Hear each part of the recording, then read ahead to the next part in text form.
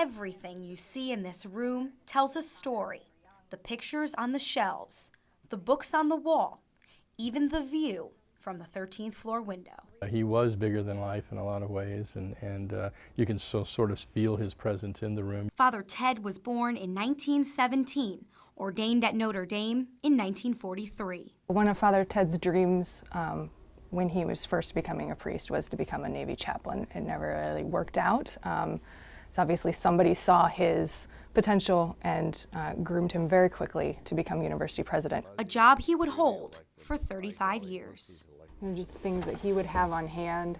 Elizabeth Hogan is part of the team documenting everything in Father Ted's office. It's interesting for us from a historic perspective to see the objects and the photographs that he had on display that were important to him. Memories of his personal life line the shelves behind his desk. More stories lie between the books bordering the room.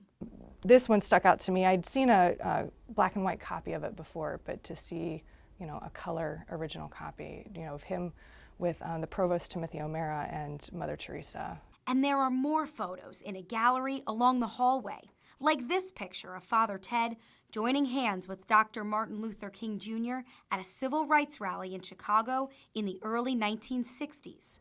At the time, Father Ted was a member of the U.S. Commission on Civil Rights. He was involved in so many different things at the time, from immigration reform to amnesty for Vietnam, draft dodgers, and Cambodian refugees. The list goes on and on. This one, taken in 1961, shows Father Ted giving President Kennedy the Laetare Medal at the White House. In 1964, this shot captured him receiving the Presidential Medal of Freedom from President Johnson. He's met with popes, as seen in this photo with Pope John Paul II, and this one taken with Pope John XXIII.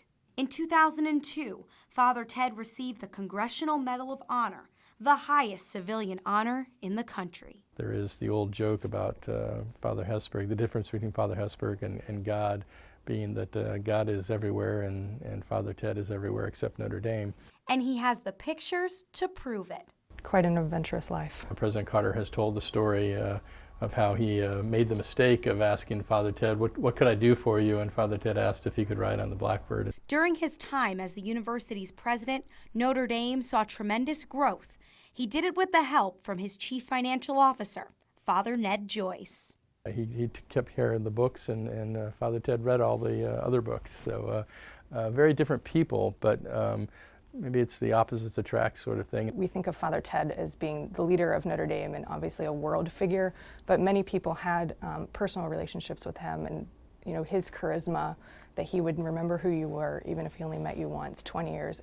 Dig a little deeper and you learn even more about those personal relationships. Cufflinks, Jerry Ford, these are the ones that would, you know, with the presidential seal on them. Even a gift from Chicago Sun-Times advice columnist Ann Landers. And she always signed it with love but no kisses. That, more than any other title that he held, priest was the most important one, and he had, I think, many opportunities to do other things in the secular world and within the church itself, but to be the president of Notre Dame and to be a priest and to say the Mass daily was most important to him.